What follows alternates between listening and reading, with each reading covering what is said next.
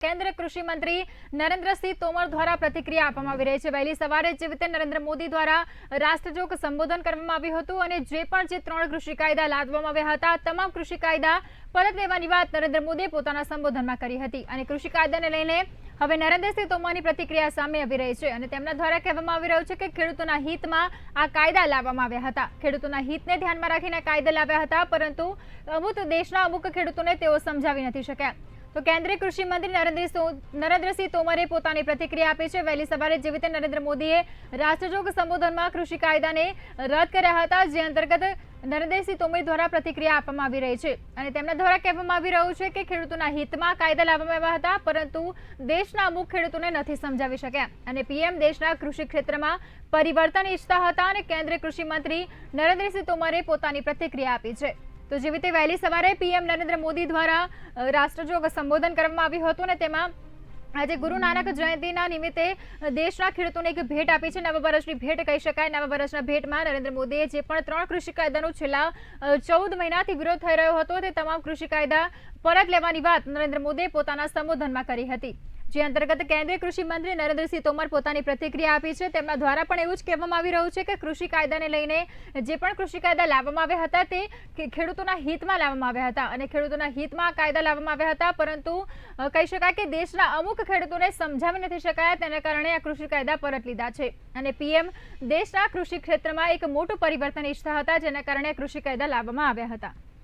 छोटे किसानों को आय सहायता देने के रूप में पीएम किसान सम्मान निधि योजना आरंभ की गई।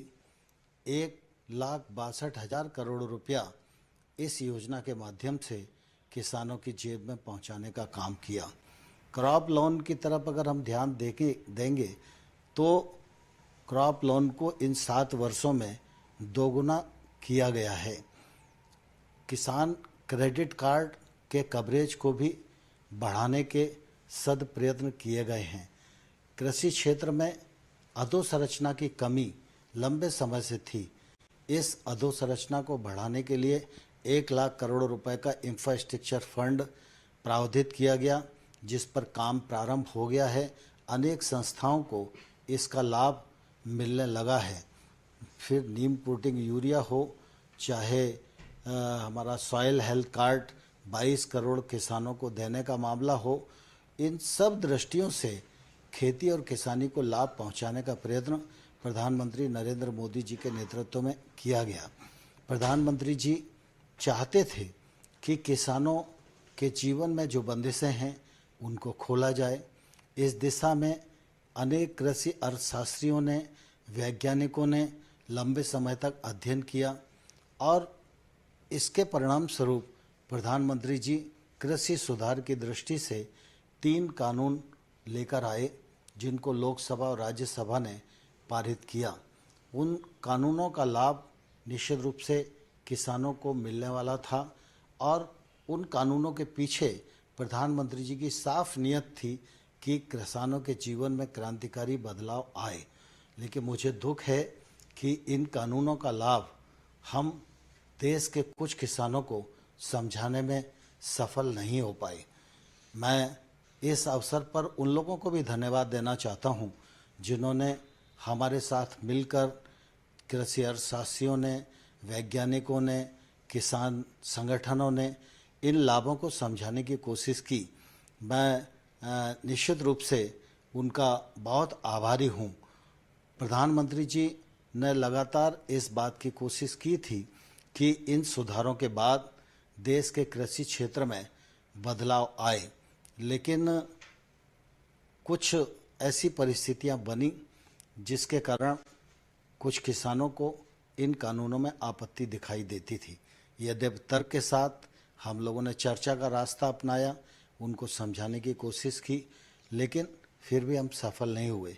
इसलिए प्रधानमंत्री जी ने आज गुरु नानक देव जी के प्रकाश पर्व के अवसर पर इन 3 कानूनों को रद्द करने, रिपील करने का जो निर्णय किया है वह निश्चित रूप से स्वागत योग्य है।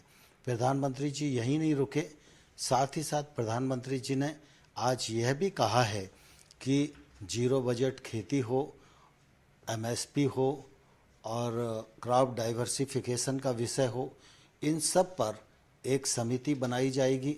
इस समिति में केंद्र सरकार, राज्य सरकार, किसान, वैज्ञानिक, अर्थशास्त्री, ये सब उस समिति में रहेंगे।